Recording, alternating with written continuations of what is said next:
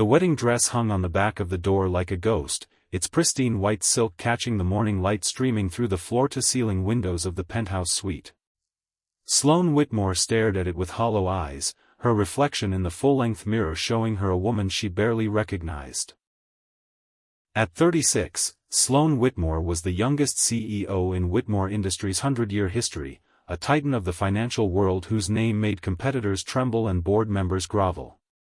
She had clawed her way to the top with blood, sweat, and a ruthlessness that had earned her the nickname, the Iron Heiress.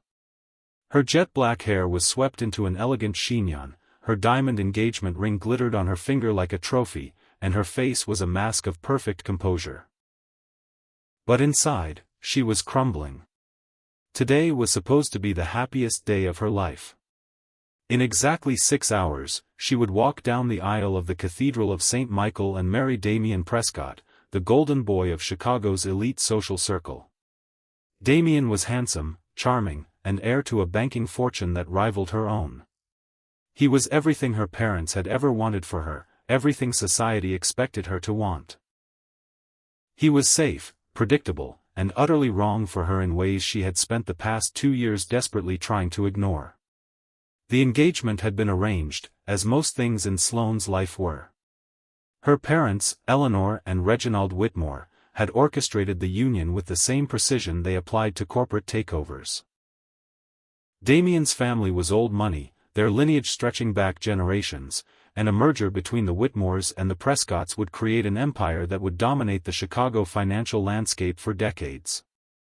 Sloane had been presented with the proposal like a business acquisition, complete with spreadsheets projecting the potential returns on investment. "We've done the calculations," her father had said, sliding a folder across his mahogany desk. "The combined assets of both families would make us the most powerful financial dynasty in the Midwest.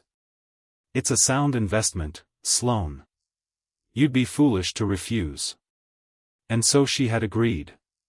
She had smiled, nodded, and accepted the proposal as if it were just another merger, just another deal to be sealed.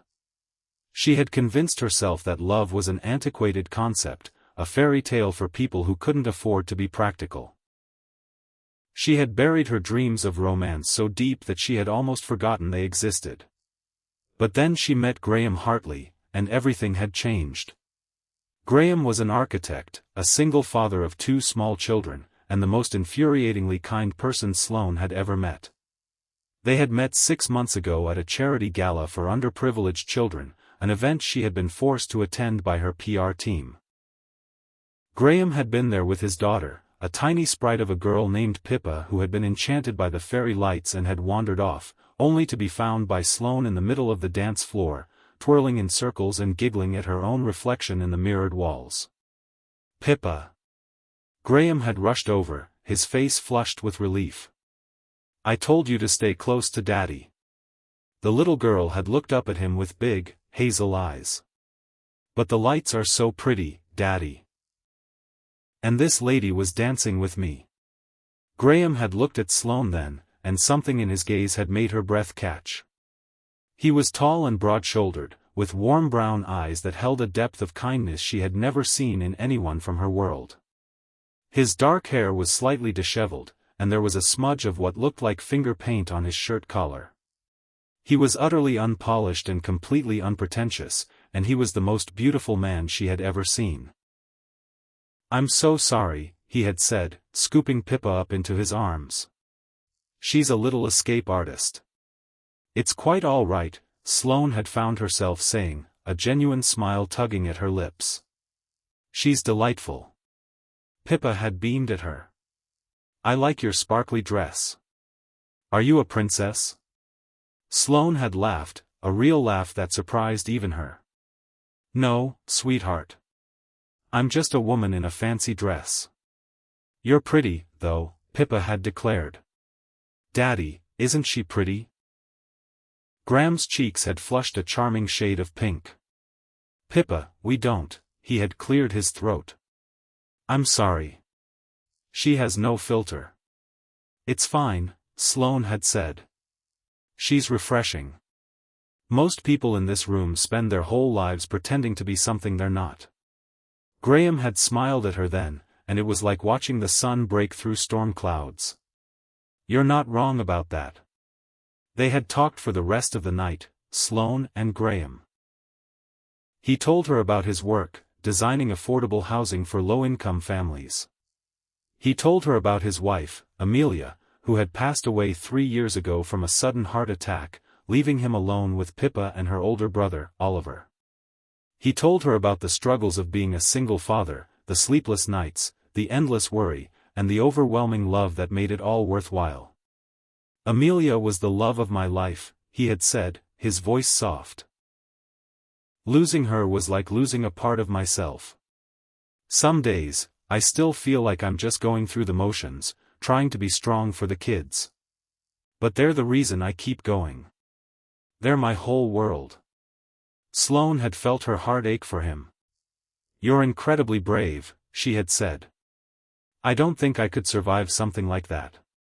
"You'd be surprised what you can survive," he had said, looking at her with those kind, warm eyes. "You're stronger than you think." And Sloane had told him things she had never told anyone. About her parents, who had treated her like a business asset rather than a daughter. About the pressure to marry well, to produce heirs, to carry on the family legacy. About the loneliness that had followed her like a shadow, even in the midst of all her success. "Can I ask you something?" Graham had said, his voice gentle. "Of course. Why are you getting married?" The question had caught her off guard. "What do you mean?" "I mean," he had said carefully, "you're engaged to Damien Prescott. Everyone knows that. But the way you talk about him, it sounds like you're talking about a business merger, not a marriage." Sloane had felt a lump form in her throat. "It's complicated." "Is it?" he had asked. "Or are you just telling yourself it is?" She hadn't been able to answer. She hadn't been able to look at him, afraid of what he might see in her eyes. Because he was right. Damien Prescott was nothing more than a business merger, a transaction between two powerful families. And the worst part was, she had convinced herself that was enough. That love was a distraction, a weakness she couldn't afford. But meeting Graham had changed everything. For the past 6 months, they had been dancing around each other, their friendship growing into something deeper and more dangerous. Sloane had found herself making excuses to see him, attending charity events she would normally skip, volunteering at the community center where Graham's children went after school. She had fallen in love with Pippa, with her boundless curiosity and her infectious laugh. She had fallen in love with Oliver, a quiet, thoughtful boy who had lost his mother far too young and carried a sadness in his eyes that made her heart ache. And she had fallen in love with Graham, the kind, gentle man who had somehow seen past the iron heiress and found the woman underneath. But she was engaged to Damien. And in 6 hours, she was supposed to marry him. Sloane was pulled from her reverie by a knock on the door. Her mother, Eleanor Whitmore, swept into the room like a storm cloud, her silver hair perfectly coiffed and her expression hard as granite. "Sloane, darling," she said, her voice clipped. "The florist is here with the arrangements. I've told them to put the white roses on the altar, but they're insisting on peonies. You need to come down and," she stopped, her eyes narrowing. "What is that look on your face? You look like you're about to be marched to the guillotine." "Mother, I need to tell you something," Sloane said, her voice trembling. "I don't think I can go through with this." Eleanor's face went pale. "What on earth are you talking about?" "The wedding is in 6 hours. The guests are already arriving. Everything is perfect." "Everything is perfect for you," Sloane said, her voice rising. "But what about me? What about what I want?" "You want to marry Damien Prescott," her mother said flatly. "You've been engaged to him for 2 years.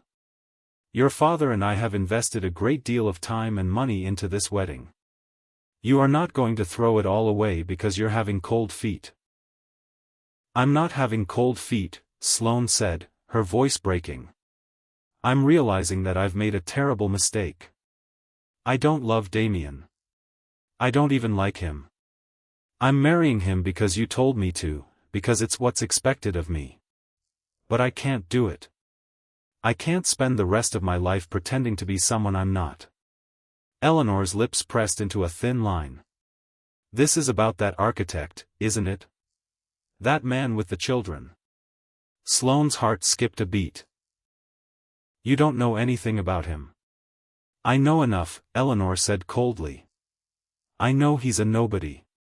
I know he's not from our world. I know he's not the kind of man a Whitmore marries.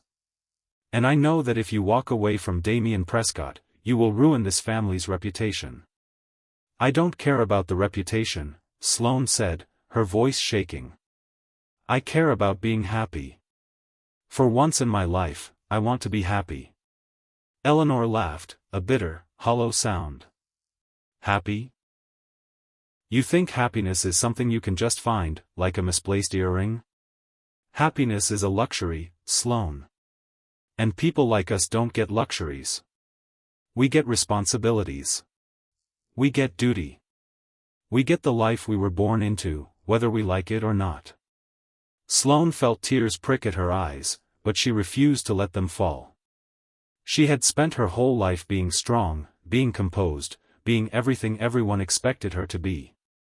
But for once, she wanted to be weak. She wanted to break down and let someone else hold her together. Mother, please, she whispered. I'm begging you. Just let me be free. Eleanor stared at her for a long moment, her expression unreadable. Then, without a word, she turned and walked out of the room, leaving Sloane alone with her ghosts. The hours that followed were a blur of activity. Sloane was ushered into her wedding dress, her hair was pinned and curled, her makeup was applied with the precision of a master artist. She moved through the motions like a puppet, her body present but her mind far, far away. She thought about Graham. She thought about Pippa's giggles and Oliver's quiet smiles. She thought about the way Graham looked at her, like she was the most precious thing in the world, not because of her wealth or her status, but because of who she was. She remembered the afternoon they had spent at the park, just a few weeks ago. Graham had packed a picnic basket, and they had spread out a blanket under a massive oak tree while Pippa and Oliver played on the swings. Sloane had watched them, her heart swelling with a love so fierce it almost frightened her. You're good with them, Graham had said, his voice soft. They're good with me, she had replied. I've never really been around children before. I didn't know it could be like this. Like what? Like. Everything matters more, she had said, struggling to find the words. When I'm with them, I forget about the office, the board meetings, the endless pressure. All that matters is making sure they're happy. Making sure they're safe. Graham had looked at her then, his eyes searching hers. You would make an amazing mother, Sloane. Her heart had clenched. I don't know about that. I don't have the first clue about being a mother. Neither did I, he had said, smiling. When Amelia died, I was terrified. I didn't know how I was going to raise 2 children on my own. But you figure it out. You learn. And the love you feel for them, it makes everything else seem small. Sloane had felt tears prick at her eyes. I don't know if I could ever be what they need. You already are, he had said simply.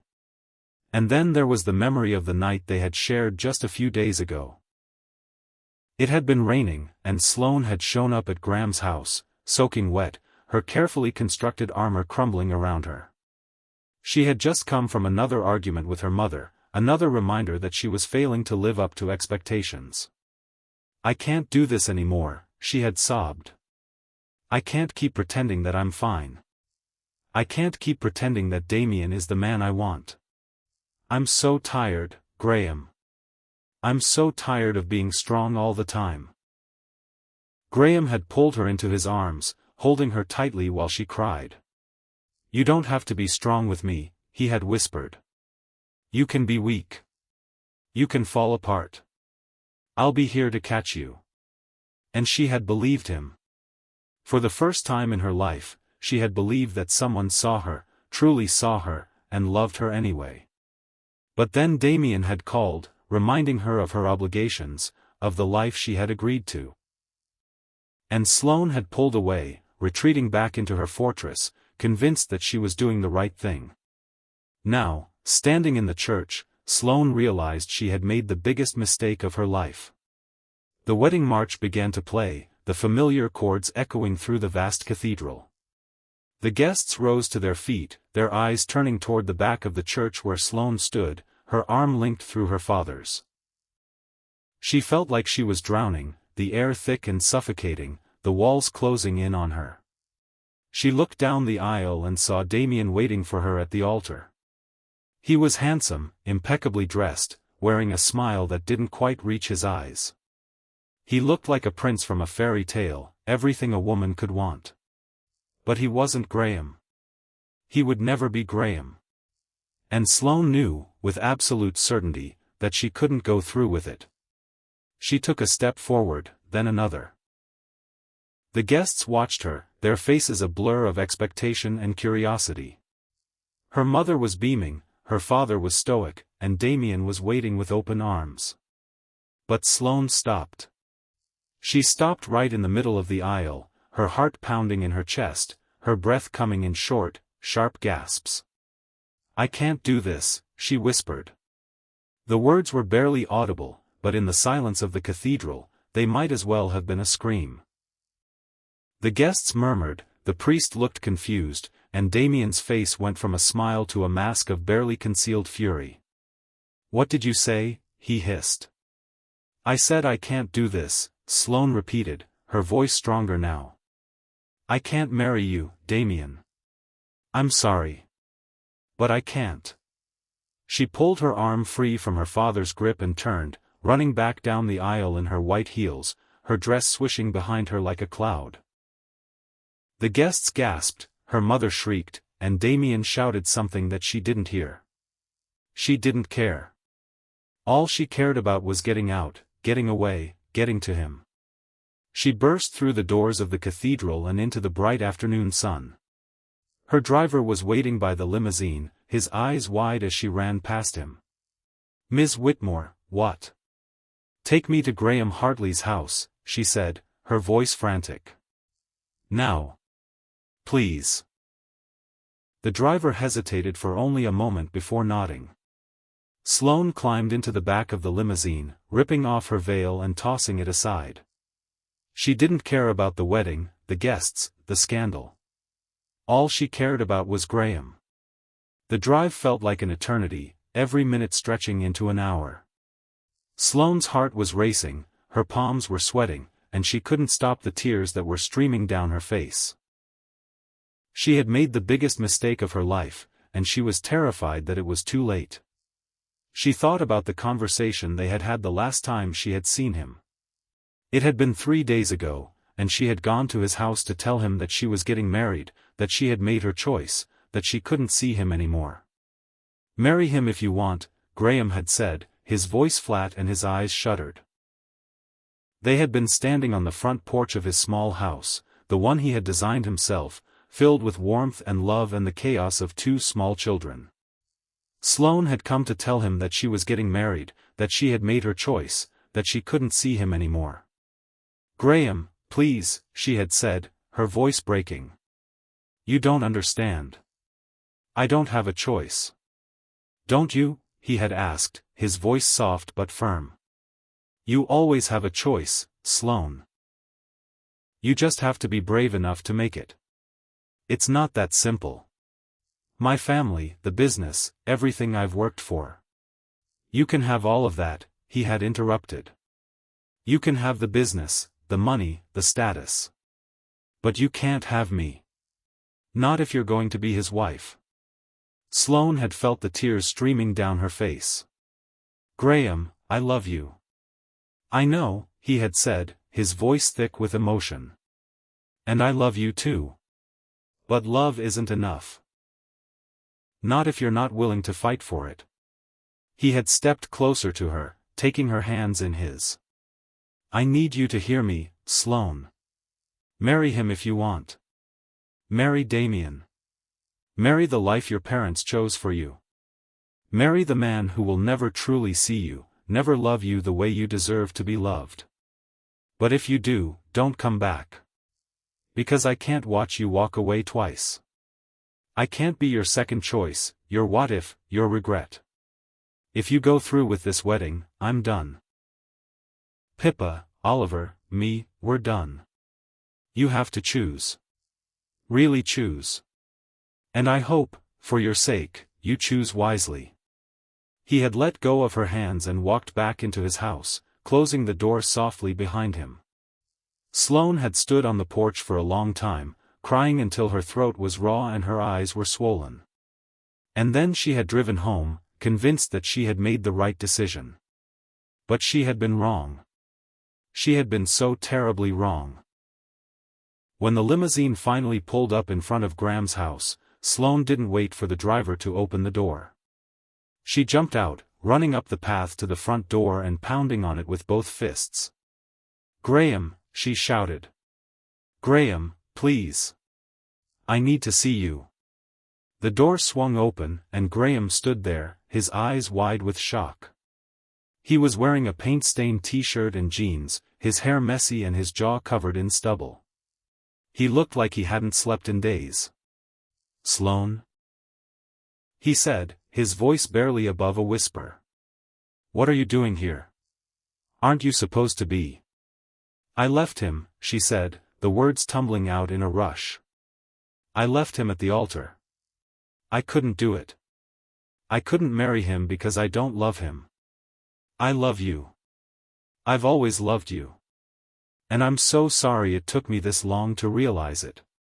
Graham stared at her, his expression unreadable. For a moment, Sloane's heart seized with fear. She was too late. She had lost him. He was never going to forgive her. And then, slowly, the most beautiful smile spread across his face. "You came back," he said, his voice thick with emotion. "I came back," she confirmed, her voice breaking. "I came back, and I'm never leaving again. I promise." Graham reached out and pulled her into his arms, holding her so tight that she could barely breathe. Sloane buried her face in his chest, sobbing with relief and joy and all the emotions she had been suppressing for so long. "I love you," he whispered into her hair. "I've always loved you. I was so scared that you were going to go through with it. I thought I'd lost you." "You'll never lose me," she said fiercely. "I'm not going anywhere. Not ever." Pippa appeared in the doorway, her little face scrunched up in confusion. "Daddy, why is the princess crying?" Sloane laughed through her tears, kneeling down to Pippa's level. "I'm crying because I'm happy, sweetheart. I'm so happy." "Does that mean you're going to stay?" Pippa asked, her eyes wide with hope. Sloane looked up at Graham, who was watching her with a look of such tenderness that it made her heart ache. "It means I'm going to stay forever," she said. "If your daddy will have me." Graham knelt down beside her, taking her hand in his. "I've been waiting my whole life to have you," he said softly. "Don't you dare leave me again." "I won't," she promised. "I'll never leave you again." Oliver appeared in the doorway, his expression guarded. He was older than Pippa, 7 years old, with his mother's dark eyes and a seriousness that made Sloane's heart break. "Does this mean you're going to be our mom?" Sloane felt tears prick at her eyes again.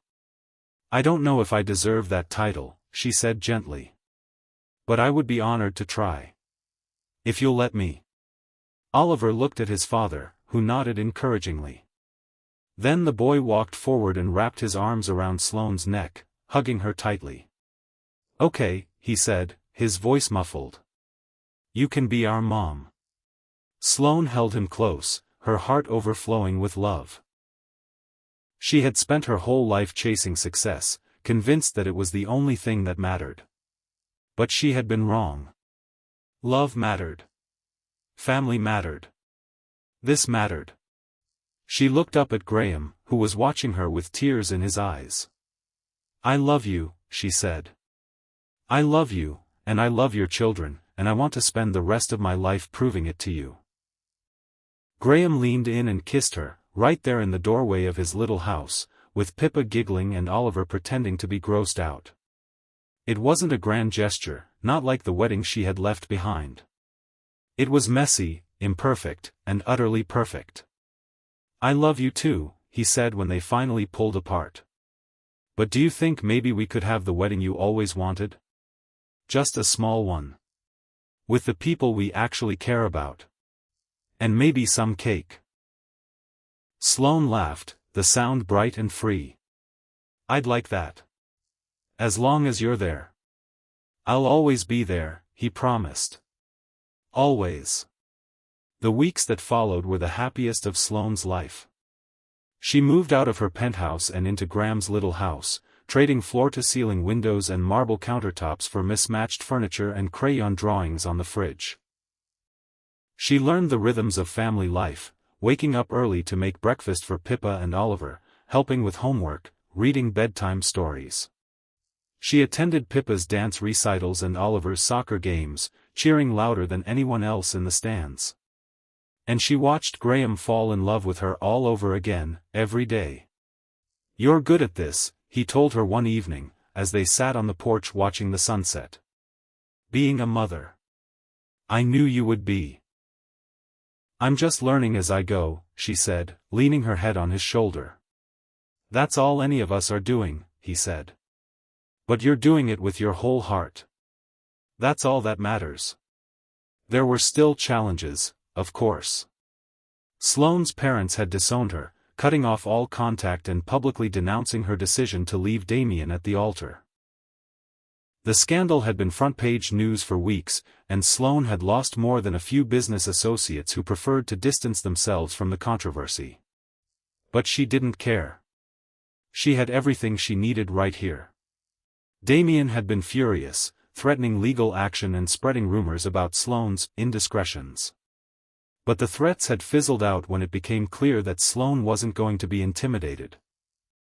She had faced worse in the boardroom, and she wasn't about to let Damien Prescott ruin the happiness she had finally found. And then there was the matter of her company. After leaving Damien, Sloane had taken a leave of absence from Whitmore Industries, needing time to figure out what she really wanted. Her father had tried to force her out, threatening to remove her as CEO and replace her with someone more suitable. But Sloane had fought back, using every ounce of her business acumen to protect what she had built. "I'm not going anywhere," she had told her father in a tense boardroom meeting. "This company is my legacy, and I'm not going to let you or anyone else take it away from me. I've earned this. I've bled for this. And I'm not giving it up." Reginald Whitmore had stared at her, his face a mask of cold fury. "You've disgraced this family, Sloane. You've thrown away everything we worked for. And for what? For some nobody with 2 children and a house in the suburbs? For love," she had said simply. "I know that's a concept you've never understood. But it's the only thing that matters." She had walked out of that meeting with her head held high, and she had never looked back. But the best part of her new life was Graham. Every morning, she woke up next to him, her head on his chest, listening to the steady beat of his heart. Every evening, they cooked dinner together, laughing and bickering and making a mess of the kitchen. Every night, they talked for hours, sharing their dreams and fears and hopes for the future. "Do you ever regret it?" he asked her one night. "Leaving everything behind?" Sloane looked at him, truly looked at him, at the kindness in his eyes and the love on his face. "Not for a single second," she said. "I would do it all over again in a heartbeat."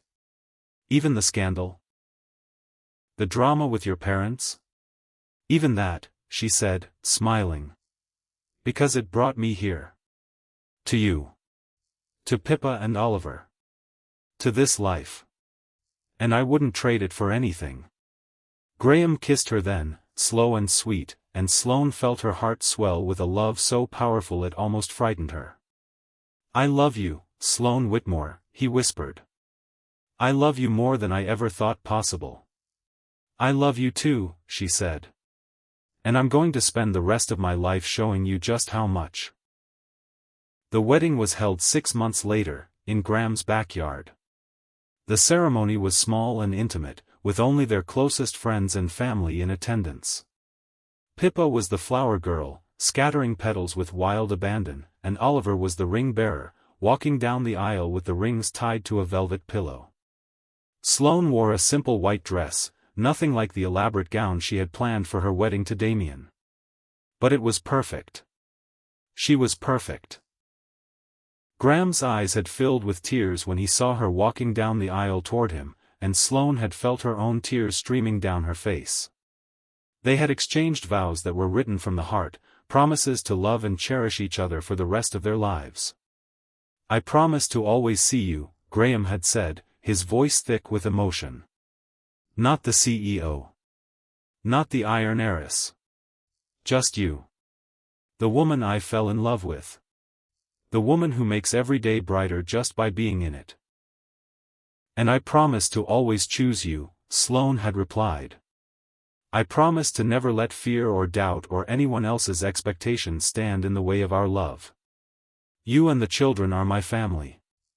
My home. My everything. When the officiant pronounced them husband and wife, Graham had kissed her with such passion that the small crowd had erupted into cheers. Pippa and Oliver had run up to hug them both, and Sloane had scooped them up in her arms, holding her new family close. The years that followed were filled with joy, laughter, and the kind of love that Sloane had never thought possible. She returned to her company, finding a new balance between her career and her family. She hired a team of executives she trusted, allowing her to delegate and spend more time at home. She became a mentor to other women in the business world, sharing her story and encouraging them to follow their hearts, even when it seemed impossible. Pippa grew into a beautiful, confident young woman, her artistic talent blossoming under Sloane's encouragement. Oliver became a brilliant engineer, just like his father, but with his mother's drive and ambition. And Graham remained Sloane's rock, her partner, her best friend. And then, on their 5th anniversary, Sloane received the news she had never dared to hope for. She was pregnant. Are you sure? Graham had asked, his voice barely above a whisper, his eyes wide with disbelief. Sloane had shown him the test, tears streaming down her face. I'm sure. We're going to have a baby, Graham. A baby of our own. He had picked her up and spun her around, laughing and crying at the same time. Pippa and Oliver had rushed into the room, demanding to know what was happening, and when they learned they were going to have a little brother or sister, they had erupted into cheers. The pregnancy was difficult, fraught with complications and bed rest. But Graham was by Sloane's side every step of the way, holding her hand through the contractions, kissing her forehead when she was exhausted, and crying tears of joy when their son was born. They named him Nathaniel, after Sloane's grandfather, the only family member who had ever believed in her. Nathaniel was a whirlwind of energy and laughter, with his father's warm eyes and his mother's fierce determination. He grew up surrounded by love, with 2 older siblings who adored him and parents who doted on him. He was the miracle Sloane had never thought possible, the final piece of the puzzle that made her life complete. Now, sitting on the porch of the house Graham had designed, watching her children play in the backyard and her husband grilling burgers on the barbecue, Sloane reflected on how far she had come. She had left behind a gilded cage, a life of empty success and hollow dreams. She had chosen love, chosen family, chosen the messy, beautiful chaos of a life filled with people who truly saw her. You look happy, Graham said, settling into the chair beside her and handing her a glass of lemonade. I am happy, she said, leaning into him. I never knew it could be like this.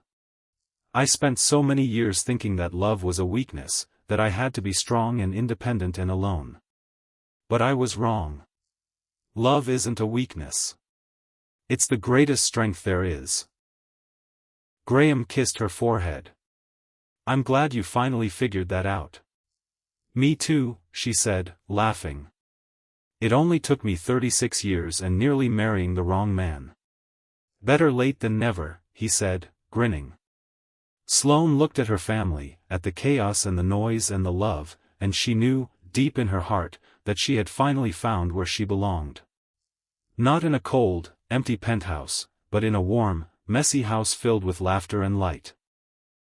She had learned that true success isn't measured in money or power.